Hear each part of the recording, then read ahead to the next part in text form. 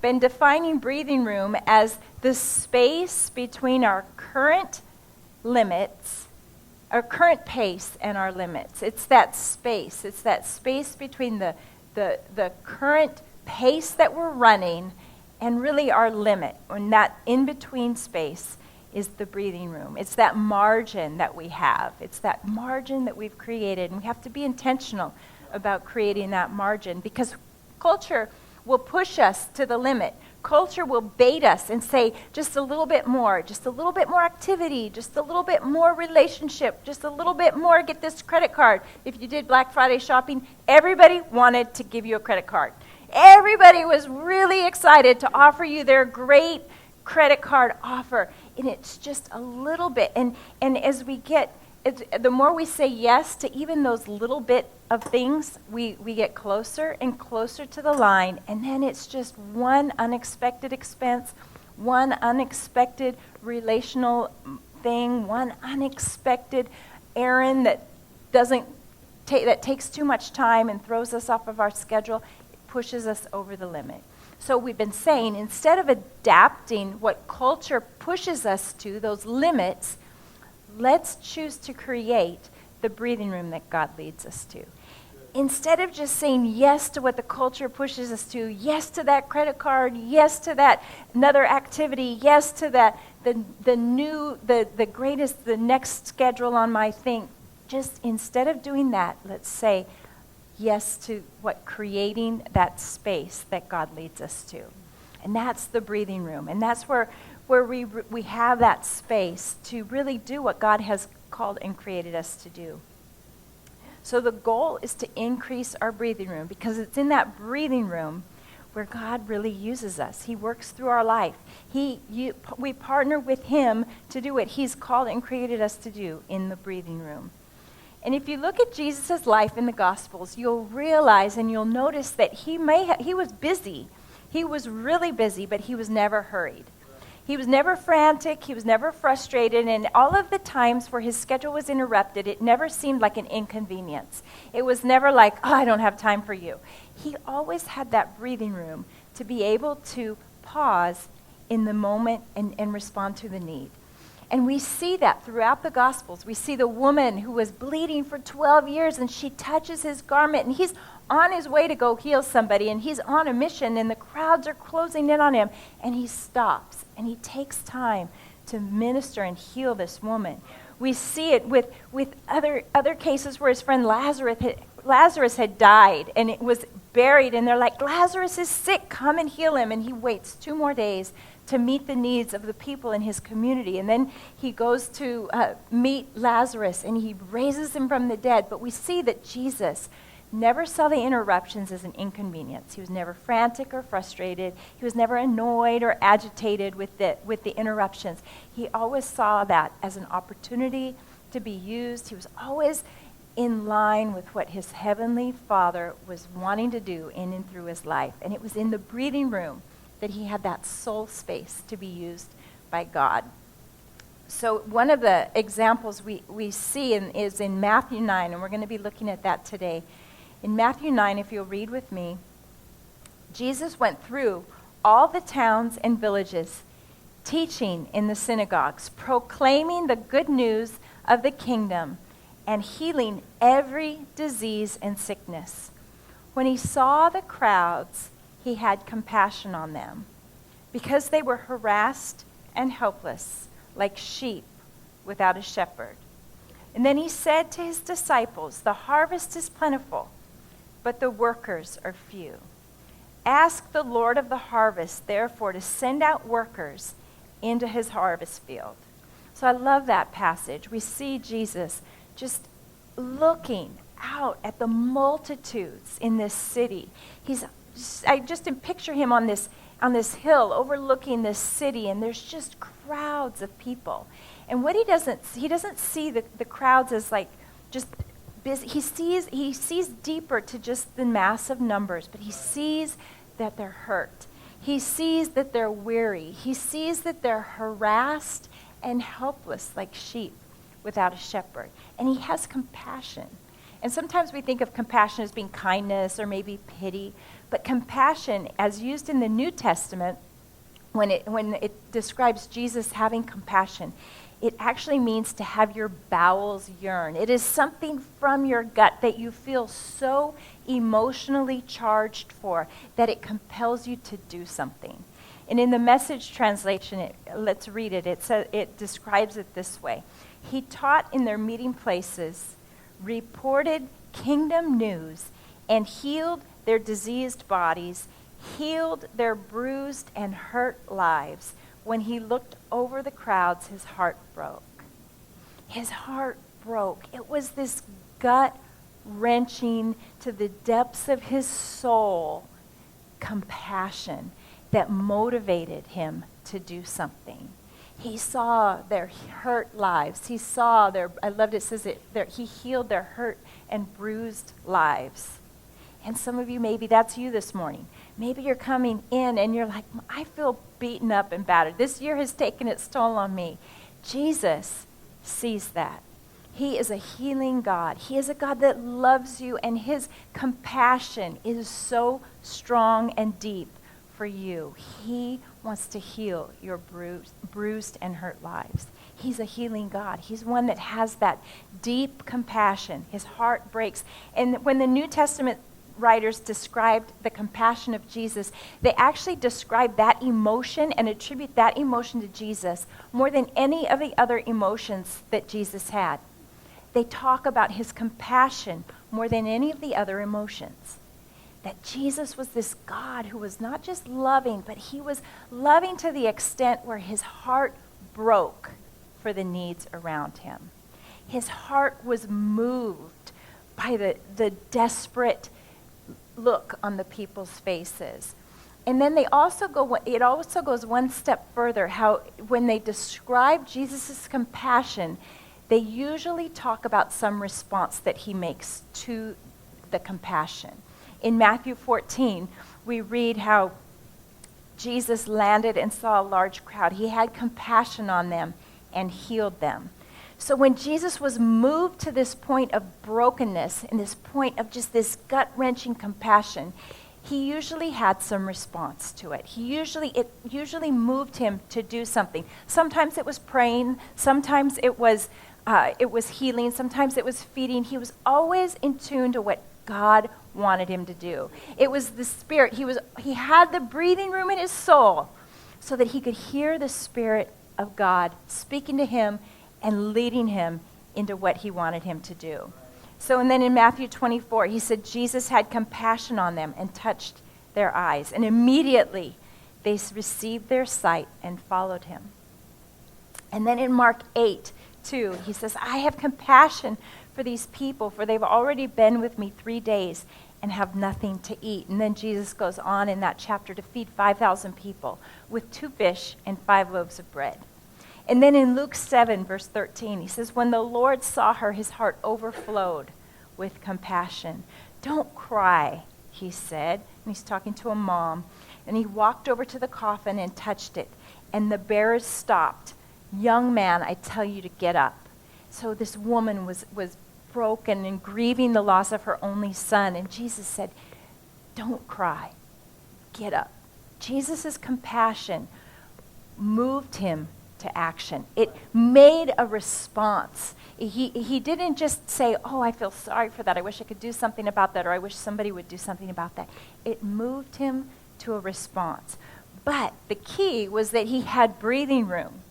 He had breathing room. He had time. He had space in his schedule so that when God spoke to him and said, I want you to do this, he was available. He was ready to be used by God, ready for God to work through him. So a compassionate heart, what does a compassionate heart look like? It feels others' pain. It feels that pain. When Jesus saw the hurting, his heart broke. When he encountered people that were bruised and battered by life, his heart broke and he was moved to do something. But it was this motivation that moved him to action too. It was this gut-wrenching compassion that moved him to action. Jesus' long-term response, though, his long-term response to the needs of the hurting people wasn't to stick around for centuries and meet every need that he could. It was, as he described in Matthew 9, to get more laborers into the harvest field. And that's what he invites us into. And that's the exciting thing for us, if you're a Christ follower, is that we see the need around us, but we have an invitation from our Heavenly Father to partner with him in what he wants to do. We have an opportunity to not just experience that level of, oh, I feel sorry for that coworker that's hurting. We have the Christ-like compassion inside of us that can move to action. So where we see a need, we can take steps. If we have the breathing room to take steps to meet those needs. And that's why when we're in our small group and someone is sharing something about how they're struggling, we can say, can we pray for you? How can we support you? That's why when you have a coworker or a classmate that looks sad, that you can come alongside and say, how can I serve you?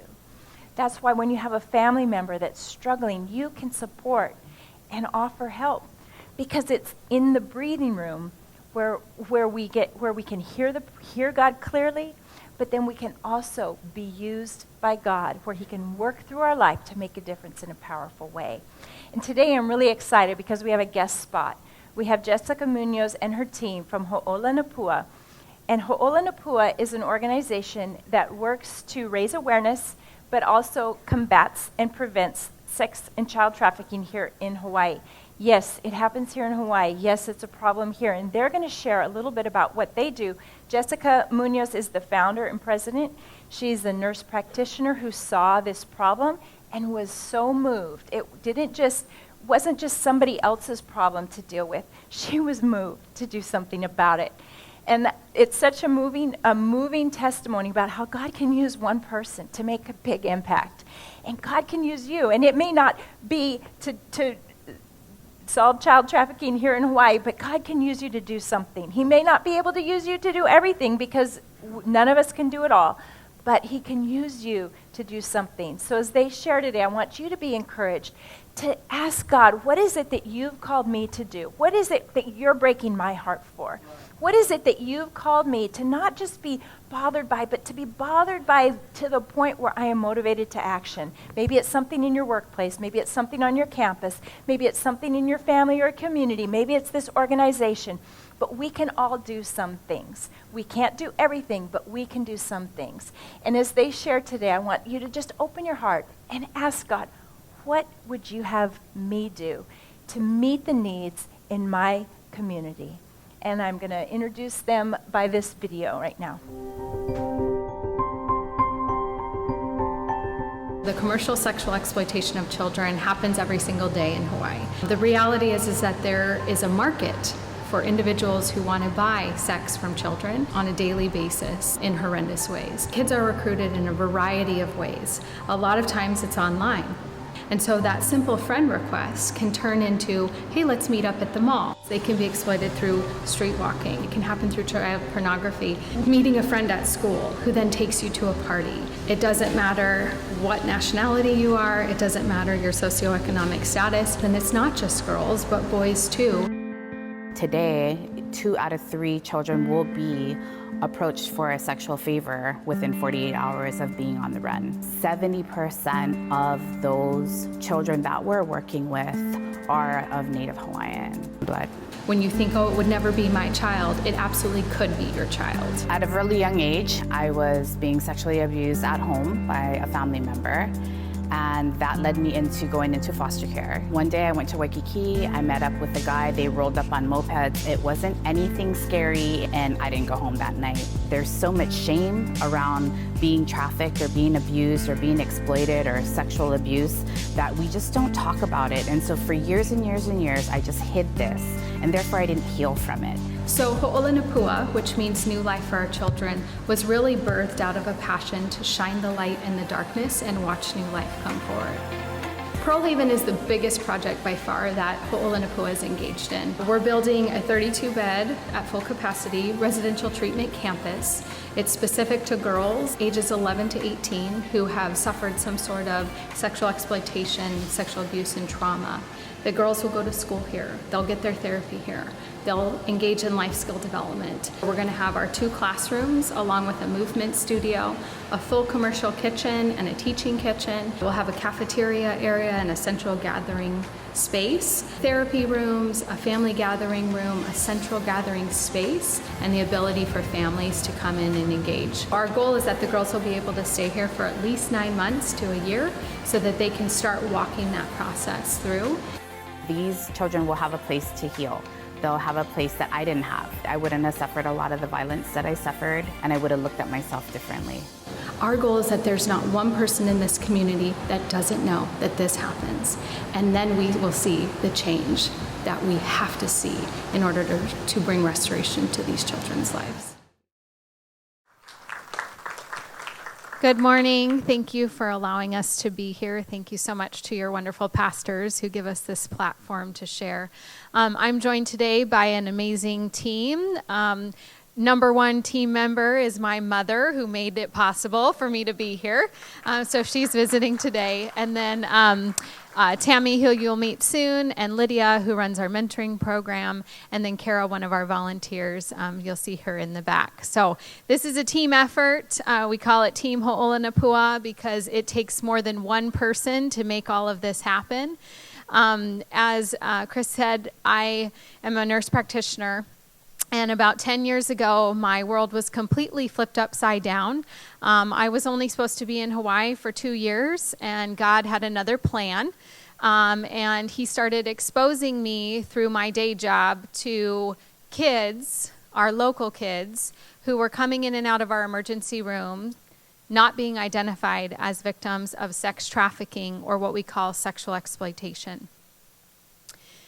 There are hundreds of kids across our community who this happens to every single day, and they come from a variety of backgrounds.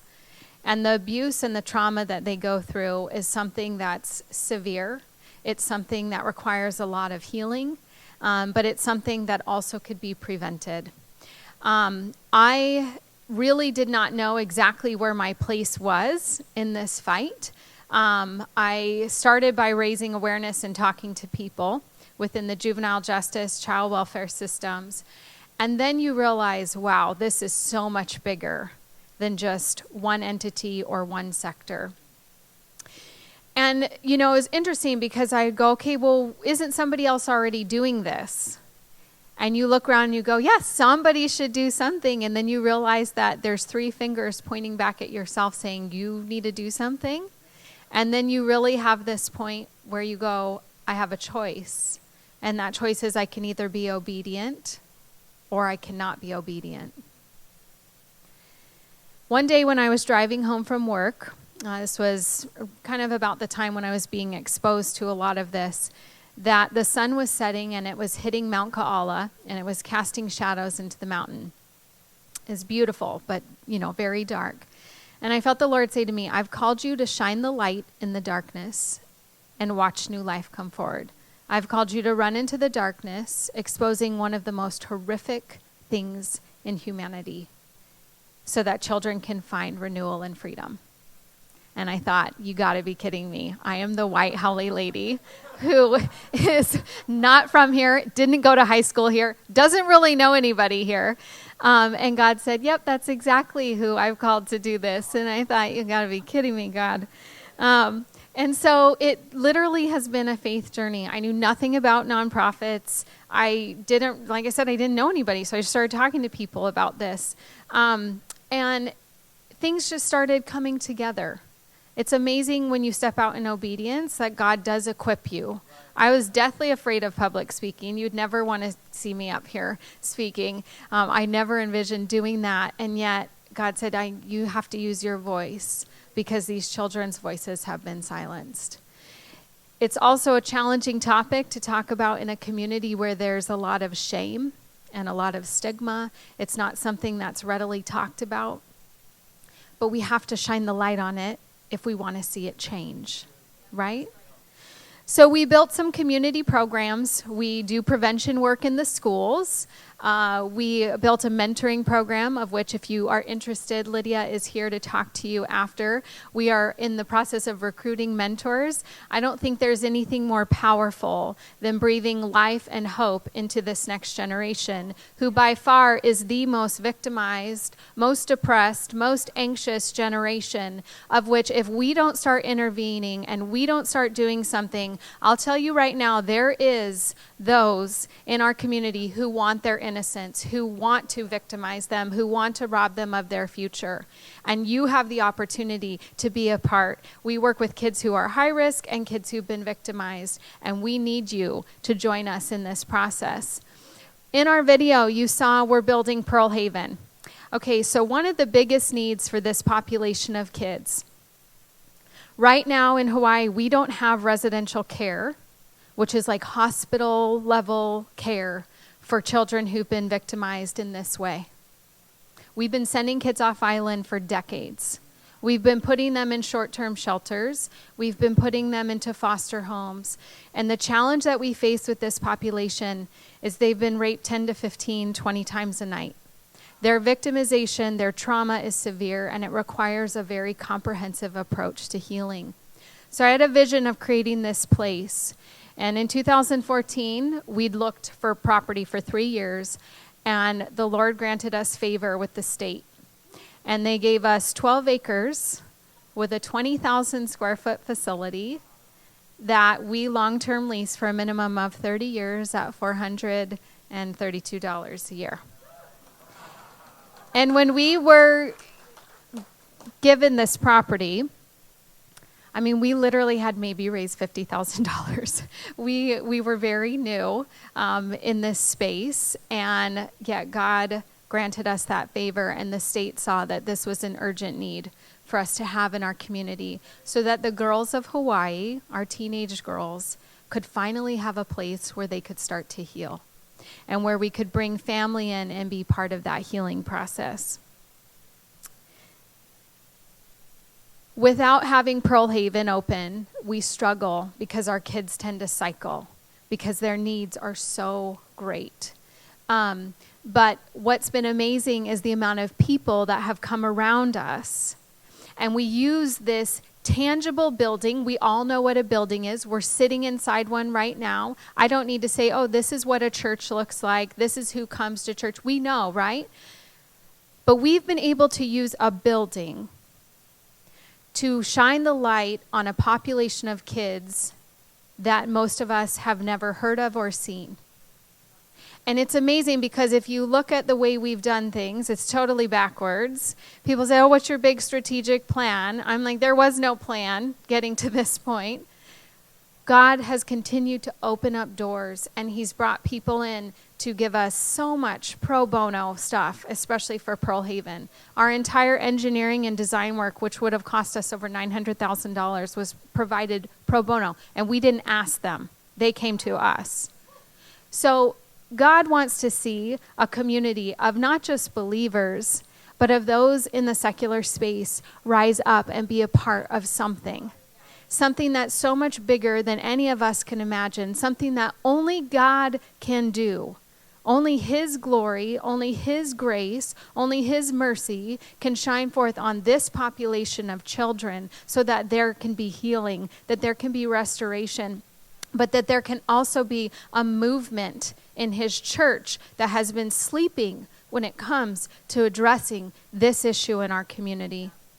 I want to bring up my friend Tammy, who is by far the most courageous person that I know. And I learned from her. And so she's going to share a little bit with you.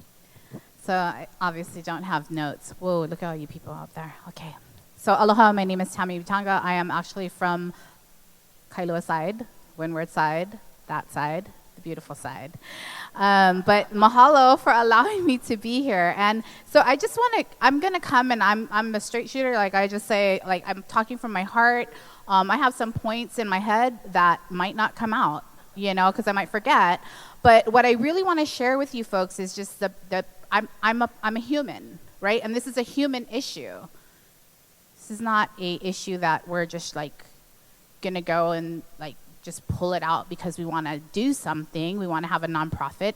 This thing happened to me. So from the video, you could see that I was in foster care. There was abuse in my family. And going into foster care, my identity was a bit tarnished, you might say. But guys were just waiting for that tarnished, vulnerable 15-year-old to come forward so they could snatch me up. And it was by a moped roll-up. Like, hey, girl, want to party? Yeah. So they had the goods, and I wanted to party, and I didn't go home that night.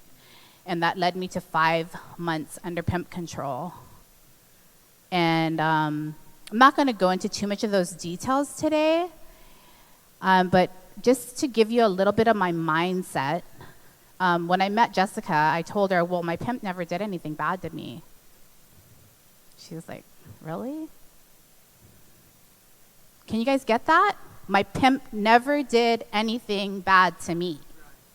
I got on an airplane from Hawaii to Alaska. I was in a gentleman's club, otherwise known as the escort service, otherwise known as an illicit massage parlor. Customers came and went, came and went, came and went, came and went for 5 months. My pimp never did anything bad to me. When I met Jessica, I was 40-something years old. What does that tell you? From 15 to 42, I was still healing. I was still healing. We didn't have Pearl Haven. When I got recovered after 9 months, because I did escape from that situation after 5 months, but I hid for another 4 months. I hid for another 4 months in my dad's house for 1 month. The original abuser that I called from Alaska and said, give me a plane ticket, I'm in trouble in Alaska. But I got removed from his house, remember, and put in foster care. But that also tells you my mindset at that age, at 15, that I would call the abuser and ask for a plane ticket and go home and sit under his roof for 30 days while he tried to manipulate me and tell me to tell my social worker that I lied. But I didn't. I said, no, I'm out of here, and I found my bio dad, and I stayed with him for 3 months, and I just sat there, and I blew up. Like, I just ate wheat thins and tuna and Magoo's pizza. And I didn't think anything was wrong with me until I heard his girlfriend say, you better do something about Tammy. Something's wrong with her. I was still 15, and I thought, what's wrong with me? I'm just watching TV, eating Magoo's pizza for 3 months, blowing up, smoking weed. But that tells you a little bit about the mindset, right? So anyways, I'm going to fast forward because I have a very little short time, but I will be writing a book someday, so you could buy my book and you could get all the details. So anyways, back into foster care, trying to live a healthy, normal life. Got pregnant when I was 17. We can put that pictures up there. Graduated high school. Just try to be a normal person. But at 19, I went back out again. At 32, I went back out again. And at 32, my girlfriend told me, Tommy, you better go to church. Your life is just spiraling. And I'm like, church, happy people. But I had gotten saved before that, like 6 years before that. And, you know, it just wasn't the place for me. I was so broken. I was so hurt. And those happy people, they had no idea what I was going through. Because would I tell them? Absolutely not. I just wanted to blend in and be accepted.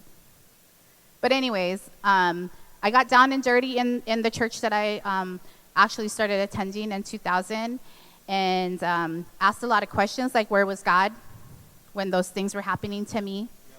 But I got answers, because I hope all of you folks have that answer. If you don't, you should probably ask your pastors. Because we're here, me, girls like me, we're here among you. We might not tell you, but we need you, and we don't need your pity. Can you tell that I'm kind of strong? I've been out for 20 years. But even when I wasn't out for 20 years, because I came into that church like a bulldog, like what? Where was God, huh? Oh, I am busted too. But they were very kind, those happy people like you.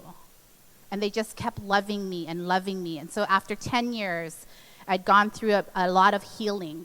So you get this, you guys probably use this one, the vision of the onion, like the layers, right?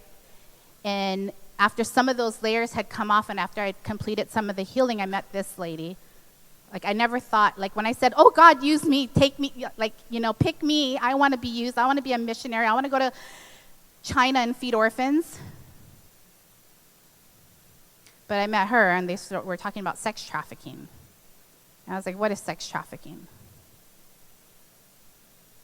What is sex trafficking? The exploitation of children, the selling of children, the abuse of children, the force, fraud, and coercion of our children. That's what sex trafficking is. And I didn't know until I heard another survivor speak that that's what had happened to me. I just thought I made a bad choice when I was 15.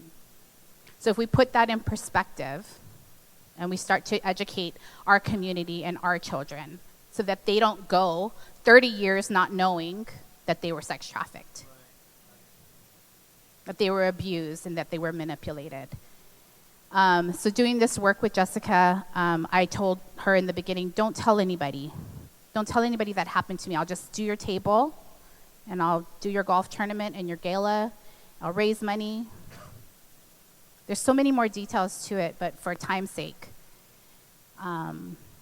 Compassion. That's what I want. I want your heart to be broken today because it took me, I've been out 20 years now, and I still have difficulty at times. It's super shame for me to stand before you when I look in the crowd and I see friends of mine that never knew my story. They just thought it was a kind of crazy girl that was a little bit loose sometimes, or that was drug addicted, or that didn't have it together. I want your heart to be broken for that, because I'm pretty sure that my friend sitting here, her heart is kind of breaking right now. But I'm strong. I've learned to persevere. I've learned that God heals all wounds, every single wound that I've had in my heart and in my mind. He's made me whole. I have a new identity. I know I'm his daughter. I know he's my king. I know I can do whatever he tells me to do. Jessica talked about that, right? Be obedient. So if you think you can't get up here and talk about sex trafficking to your friends or to your peers, you can if God calls you to it. He might not. He might just have you do a table. He might have you mentor some kids. Whatever he calls you to do, please come and help us and do it. And I just want to give a big shout out to Bobby and Lydia and Kara and, of course, Jessica for giving us this platform. That's me when I was a little kid. I probably looked like a cute little kid and normal, right? You can do the next slide. So I am today, I'm a wife. I did end up getting married. Thank God, I never thought I would. And I have a sister. I have actually a lot of siblings. And I have a son, and I'm very proud of him. And I can't wait for his story to come out because he's like, oh my gosh, she was my mom. Like, can you guys wait to hear from him? Like, it was a little bit gnarly, okay? But thank you for having us, and I hope that you're moved to do something to help us. Thank you, Tam. I just wanted to close today. This is such a spiritual battle. This is territory that Satan has had his hand on in this community across every single island for far too long.